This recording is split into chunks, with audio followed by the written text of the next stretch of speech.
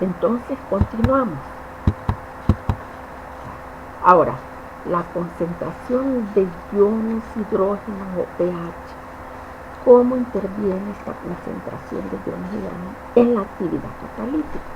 Tenemos un gráfico aquí en donde podemos ver que una enzima puede estar cargada negativamente y que un sustrato positivamente, pero que donde las enzimas tienen un pH óptimo está en el rango donde está cuadriculado, porque las enzimas tienen un intervalo de acción en el organismo de un pH de 5 a 9.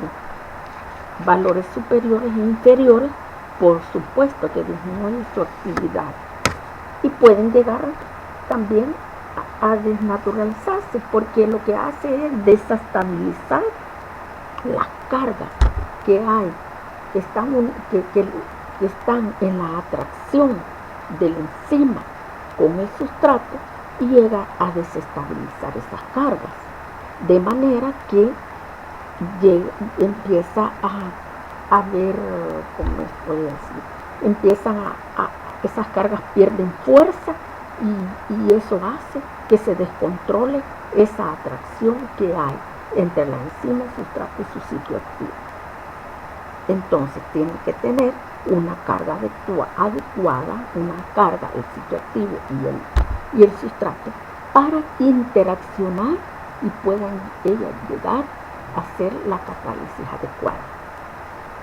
Las enzimas también tienen un pH óptimo o intervalo de pH, en que su actividad puede ser normal, máxima. Ya, recordemos también que algunas cadenas laterales de aminoácidos pueden actuar como ácidos o bases débiles, que desarrollan funciones críticas en el sitio activo de la enzima y que dependen del mantenimiento en cierto estado de ionización. Y entonces es lo que les decía, que al llegar a descontrolar esa atracción que hay entre el sustrato y la enzima en el sitio activo, entonces ya hay más cargas que pueden llegar a descontrolar la atracción de los enlaces, de las cargas que hay allí para la formación de enlaces. Ya. Entonces, ¿qué podemos decir también de esto? Por ejemplo, aquí hay un gráfico en donde nos está demostrando que pueden haber enzimas con un pH óptimo muy diferente a cada una de ellas. Por ejemplo, el pH óptimo de una enzima puede ser ácido y su pH óptimo puede ser a 2, a 3 de pH. Allí ejerce su máxima actividad catalítica, pero hay otras que pueden tener su máxima acción catalítica en un pH neutro, y luego puede ser que otra enzima tenga su pH óptimo en un pH alcalino. Entonces tenemos que la representación de este gráfico siguiente es que la pepsina, que actúa a un pH, es una enzima gástrica que actúa a un pH bajo, ácido, porque actúa en medio ácido. Entonces, póngale de 2.5 a 3, a diferencia de otra enzima, que es la glucosa 6-fosfatasa, que se encuentra en los hepatocitos, que es la encargada de mandar la glucosa al plasma. Tiene un pH, podemos decir casi neutro, pero es de 7.2, muy diferente al pH que ustedes pudieron ver de la pepsina. Cada una tiene su pH óptimo. Entonces, la ganancia o pérdida de grupos importantes o de iones que lleguen a afectar de la manera a interesar la unión del sustrato, ¿qué puede pasar? Retarda o anula la catálisis enzimática. Entonces, ¿qué podemos decir que cada enzima tiene que estar trabajando en su pH óptimo, y es aquel donde se transforma el mayor número de moléculas por segundo. Bien, entonces la concentración enzimática también es un factor que puede tener una influencia en la catálisis enzimática. Y tenemos que la concentración, todo está su pH, su temperatura normal. La frecuencia con las cuales las moléculas chocan directamente proporcionan a sus concentraciones. Por ejemplo, la concentración de las enzimas va creciendo, se va aumentando. Entonces, significa que la velocidad de la reacción va a ir directamente proporcional, ¿verdad?, a la concentración de las enzimas.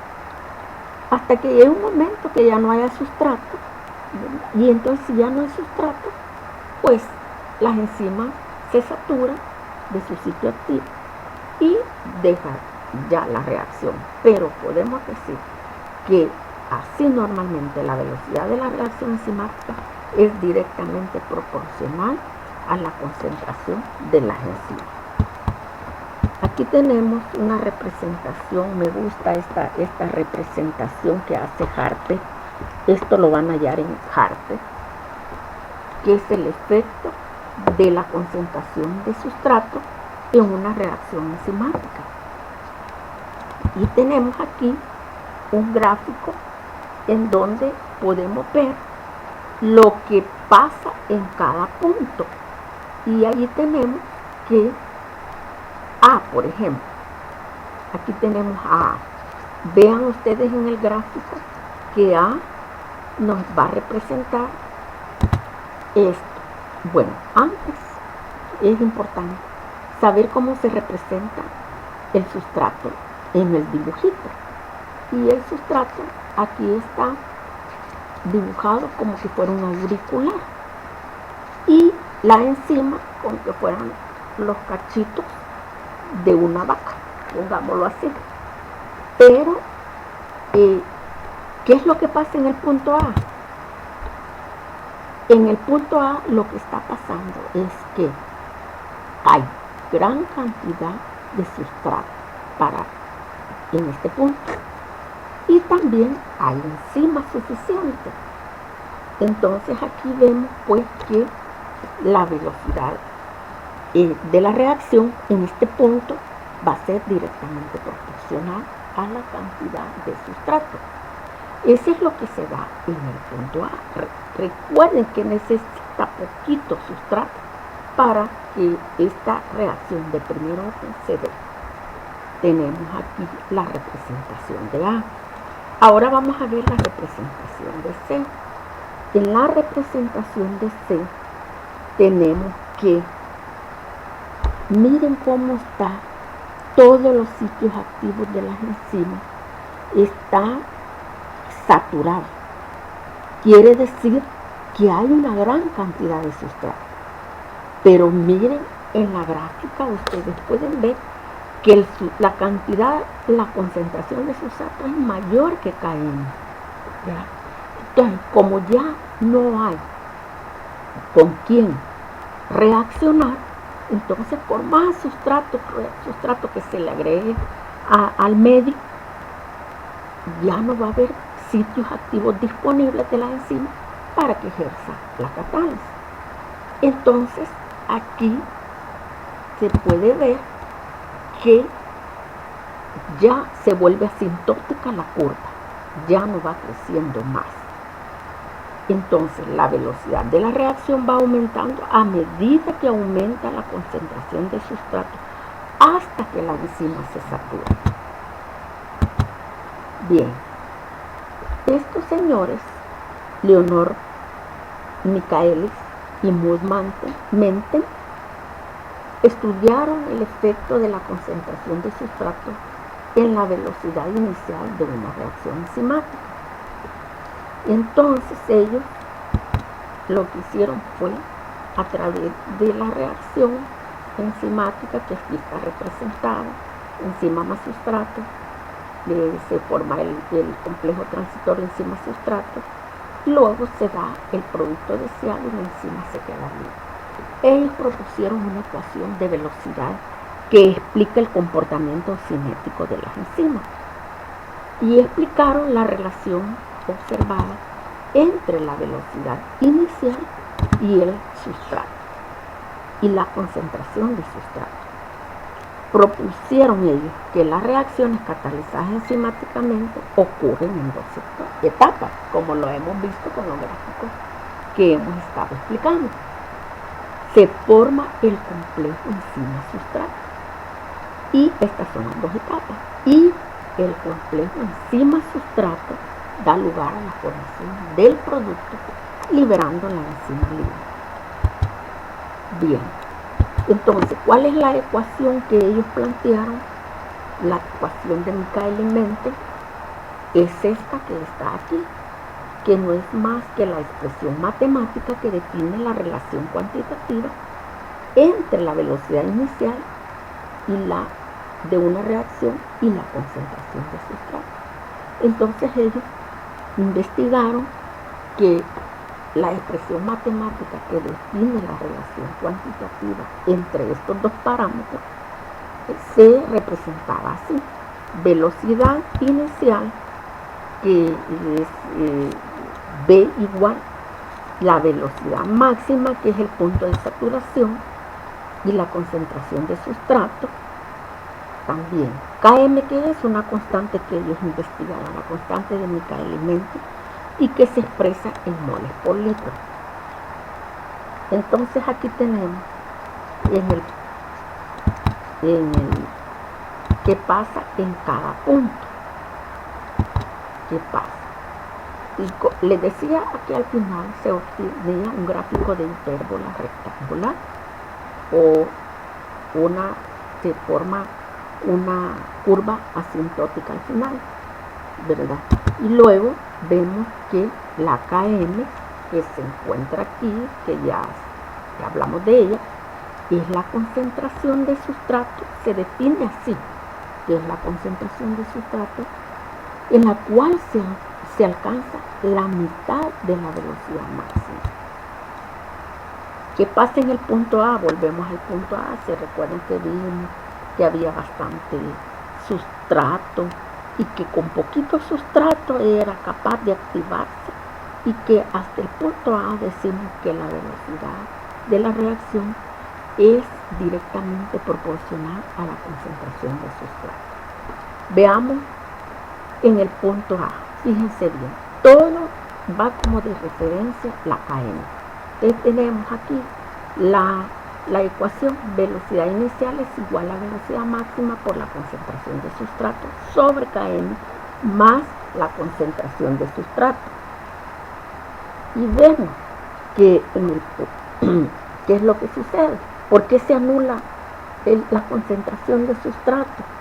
Se anula porque ustedes pueden ver en el gráfico que la concentración de sustrato es bien mínima, es menos que Km, y por eso es que se anula.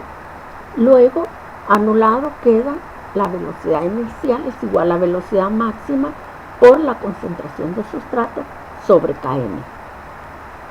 Luego veamos aquí que la velocidad inicial va a ser igual, como dijimos, a la velocidad, a la concentración de la velocidad máxima sobre Km, a la velocidad máxima sobre Km. Estas entonces se pueden considerar que es una constante, ¿verdad? Estos parámetros. Y al final, ¿qué es lo que queda? Queda que la velocidad inicial es directamente proporcional a la concentración de sustrato. Esto pasa en el punto A. Vean. Y lo importante es que ustedes vean que todo se hace referencia a Km. Vean, aquí la concentración de sustrato es mucho menor que Km, y por eso en el gráfico se elimina. Veamos, entonces se dice que esta reacción es un proceso cinético de primer orden. Ahora veamos qué pasa en el punto C. En el punto C, si ustedes pueden ver, que ya hablamos en aquellos dibujitos, qué es lo que pasa con el sustrato y la enzima, tenemos que la velocidad, aquí tenemos la velocidad, siempre la ecuación de mi K elemento, y vemos que se anula, Km queda anulada. ¿Por qué queda anulada? Porque la concentración de sustrato que llega a este punto ya se pasó de Km. Es mayor la concentración de sustrato que Km.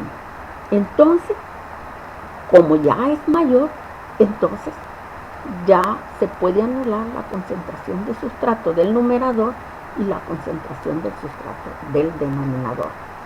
Y entonces, ¿qué nos queda? Que la velocidad inicial, vean, es igual a la velocidad máxima.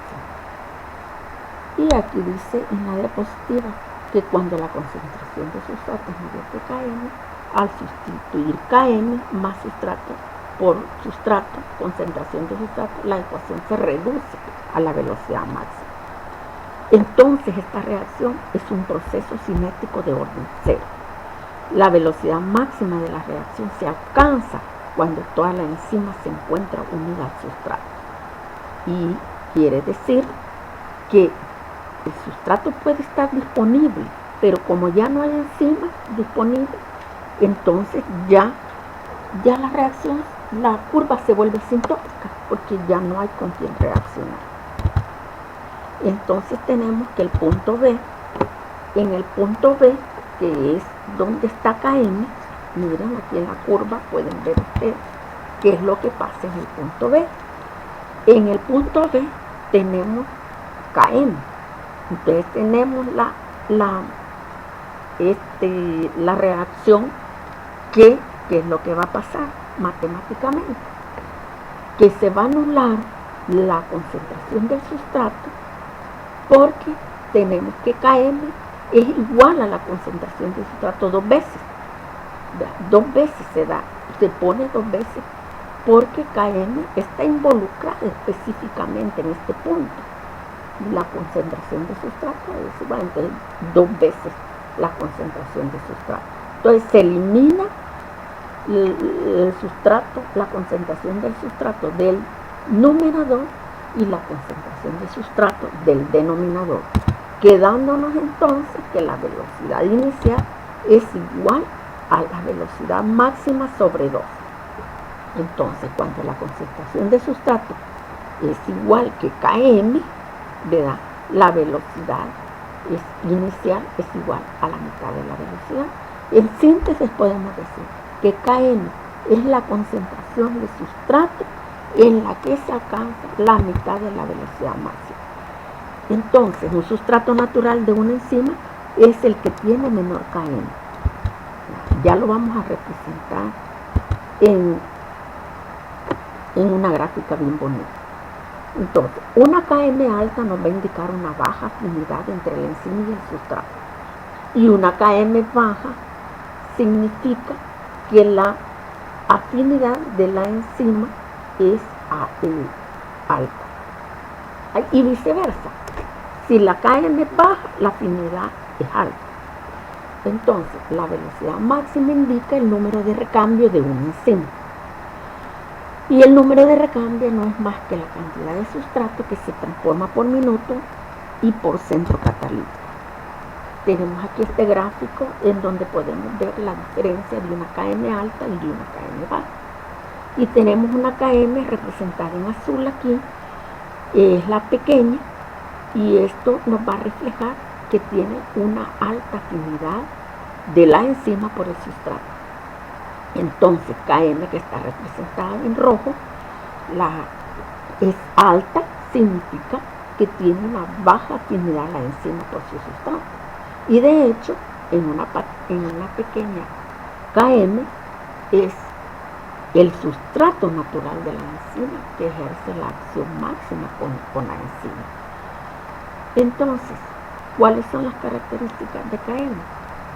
Vean, es característica de una enzima y su sustrato en particular que refleja la afinidad de la enzima por su sustrato. Km es numéricamente igual a la concentración de su sustrato. Y ya lo vimos, con que la velocidad inicial de la reacción es igual a la mitad de la velocidad. Entonces, Km no varía con la concentración de enzima. Ahora, es bien importante saber cómo se puede medir la actividad enzimática en muestras biológicas. Las enzimas son capaces de acelerar la velocidad de las reacciones enzimáticas en segundos. ¿Se acuerdan la hidrasa carbónica que ustedes vieron en el laboratorio? Esa enzima tiene la capacidad de hidratar 10 a las 6 moléculas de CO2 para formar ácido carbónico, CO2 y agua. Entonces, es tan rapidísimo que no se pueden ver en el laboratorio si accionan de esa manera. Además, su concentración tampoco se puede medir porque las concentraciones enzimáticas son bien pequeñísimas. Entonces, ¿cómo se mide la actividad enzimática? Midiendo la disminución en la cantidad de sustrato transformado. Este sustrato, por supuesto, ya no va a ser sustrato, sino que va a ser el producto que se mide. Entonces, se mide el aumento en la cantidad de productos obtenidos. Y también recuerden que las enzimas tienen su cofactor o soyón metálico, que sin ese no pueden ellos activarse. Entonces se puede medir el índice de recambio que hubo en la cantidad de la coenzima. Por ejemplo, si la enzima tenía hierro 2 como cofactor, cuando ya surge la actividad enzimática, puede cambiar a hierro 3 y así es como se mide. También sirve el índice de los iones, de los iones metálicos, para que es un ion que sirve para activar y que también su coenzima, ¿verdad? Una coenzima que tenga transformación. Bien, entonces la unidad que se expresa la actividad enzimática es, en la unidad se puede expresar de varias maneras. Y aquí tenemos la unidad internacional enzimática. ¿Cómo se define? Se define que es la cantidad de enzimas que cataliza la transformación de un micromol de sustrato por un minuto en condiciones definidas. Bien, el catal es otra unidad en donde se expresa la actividad enzimática y se define de la siguiente manera, que es la cantidad de enzimas capaz de catalizar la transformación de un mol de sustrato por segundo. Y además tenemos otras, como la actividad molar, que es el número de moles de sustrato transformado por minuto por mol de enzima. Y esto es expresado en unidades por micromol de enzimas en condiciones óptimas. La actividad específica es la cantidad de enzima que en una reacción enzimática cataliza la conversión de un micromol de sustrato por minuto. Entonces, hasta aquí llegamos, muchachos. Muchas gracias. Cuídense, que Dios los bendiga, que sea de ayuda esta clase que he grabado. Discúlpenme los errores que pude haber tenido, pero ustedes ahora pueden darse el gusto de estudiar despacito estas clases para hacerlas que ustedes las puedan entender, interpretar. Estudien mucho, cuídense, porque ahora está peligroso. Estudien, pídanle a Dios que nos proteja y que nos ayude